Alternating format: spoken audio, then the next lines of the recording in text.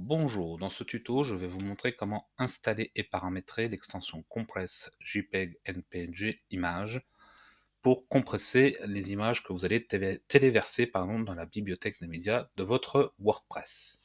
Donc cette extension, en fait, elle s'appuie sur l'application tinypng.com que vous pouvez utiliser si vous ne souhaitez pas installer d'extensions supplémentaires sur votre WordPress.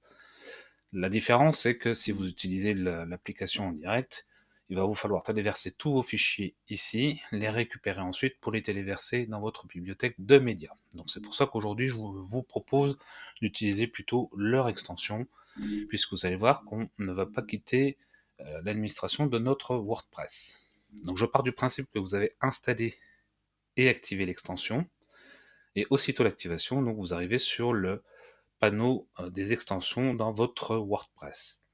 À partir de là, vous avez ce message qui s'affiche.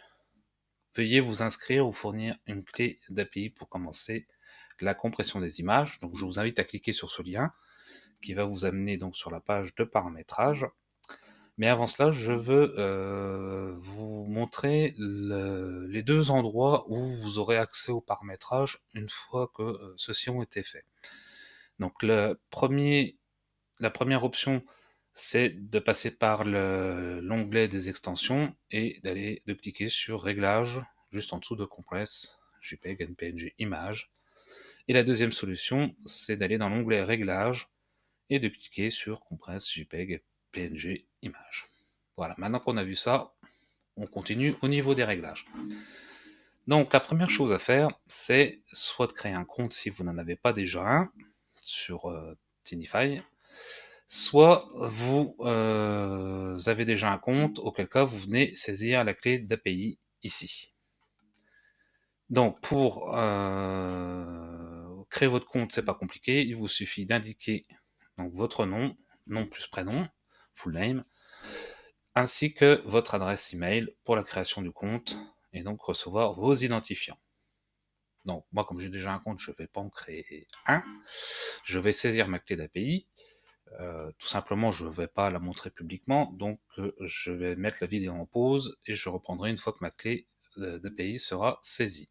A tout de suite.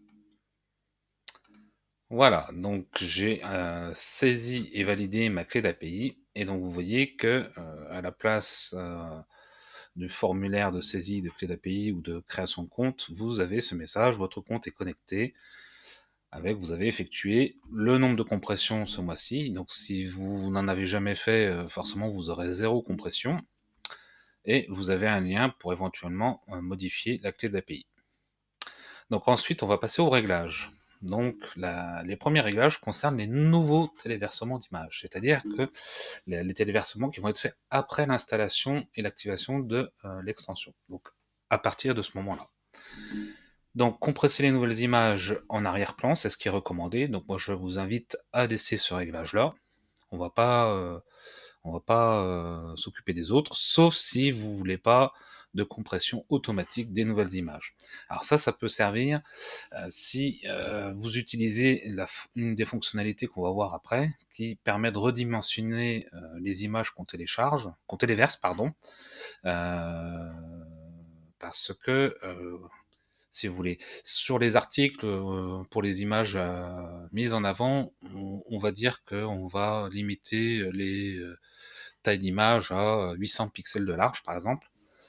Mais sur certains thèmes, vous allez, au niveau de l'entête, avoir besoin d'avoir des images plus importantes. Donc si on paramètre un redimensionnement automatique à 800, forcément on ne pourra pas avoir d'image de 1200 pixels de large. Donc si c'est votre cas, il faudra cocher la case ici et redimensionner vos images manuellement et non pas le faire automatiquement. Voilà, c'est le seul bémol. Sinon, si vous voulez compresser automatiquement, choisissez la première solution, c'est celle qui est recommandée. Ensuite, au niveau des tailles d'image, en fait ici vous allez avoir une liste de toutes les tailles d'image existantes sur votre site. Donc là, moi comme c'est un site de test qui est relativement vierge, j'en ai pas 36, j'en ai 5, mais sur d'autres sites, des sites assez anciens sur lesquels j'ai changé plusieurs fois de thème, je peux vous dire que j'ai parfois une liste de 20 tailles d'images différentes.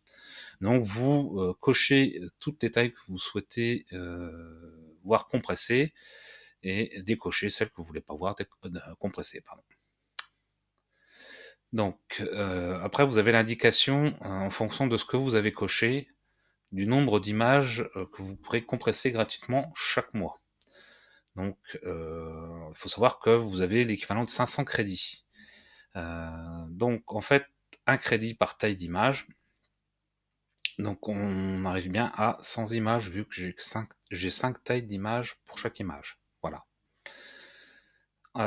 Autre chose, quand vous redimensionnez l'image originale, ça va vous prendre un crédit supplémentaire. Donc si vous activez cette option-là, il faudra prendre en compte. Vous voyez, d'ailleurs, ça a baissé. On n'est plus à 100 images gratuites par mois, mais à 83.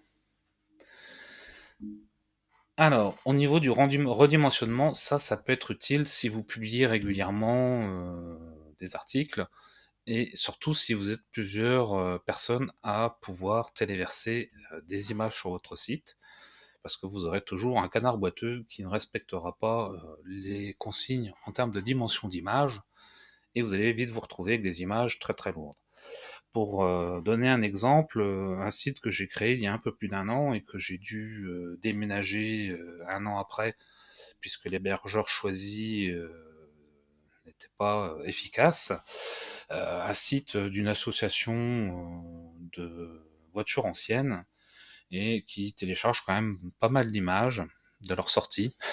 Et ils avaient pris pour habitude de télécharger directement les photos de leur appareil numérique dernier cri sur le site sans ni redimensionner les images ni les compresser. Donc j'avais des images entre 6, 8, voire même 10 gigaoctets qui pas giga, mégaoctets pardon, qui étaient sur la bibliothèque de médias. Donc non seulement je vous mets dans le mille, quand on affichait le diaporama des photos, ça mettait une plombe à se télécharger, et surtout quand il a fallu que je fasse le transfert de site, surtout que l'hébergeur d'origine déconnait à fond, enfin le serveur était sans cesse indisponible, je peux vous dire, je me suis arraché les cheveux, et j'aurais bien voulu à ce moment-là avoir une extension comme celle-ci qui redimensionne automatiquement, puisqu'en fait je me suis tout tapé à la main.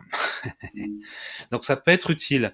Donc là au niveau largeur maximale, attention, comme je vous le disais en haut,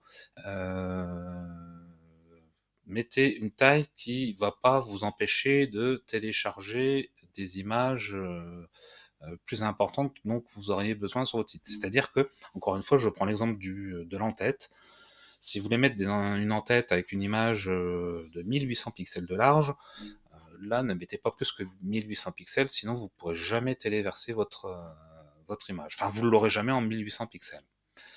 Donc, juste pour l'exemple, je vais vous mettre, allez, voilà, 800 par 600, donc largeur maximale, hauteur maximale, c'est ce qu'on retrouve sur la plupart des articles. Ensuite, vous pouvez cocher les cases si vous souhaitez conserver la date et l'heure de création de l'image originale. Je pense pas que c'est une grande importance. Conserver les informations de copyright de l'image originale, ça par contre ça peut être utile, je vous invite à laisser cocher. Et ensuite conserver la localisation GPS de l'image originale, pour la plupart d'entre vous ça n'a aucun intérêt. Et ceux pour lesquels ça a un intérêt, il faut cocher. Donc on clique sur enregistrer les modifications. Et maintenant, votre extension est prête à être utilisée, et surtout, quand de nouveaux téléversements seront faits, ils seront automatiquement compressés et redimensionnés à une taille maximale de 800 pixels de large ou de 600 pixels de haut. Je vais arrêter là pour ce tutoriel vidéo, je vous invite à visionner le suivant qui va vous montrer comment compresser et redimensionner les images déjà existantes sur votre WordPress. Allez, à tout de suite, et surtout n'oubliez pas de liker ce tuto et de partager sur les réseaux sociaux. Ciao ciao!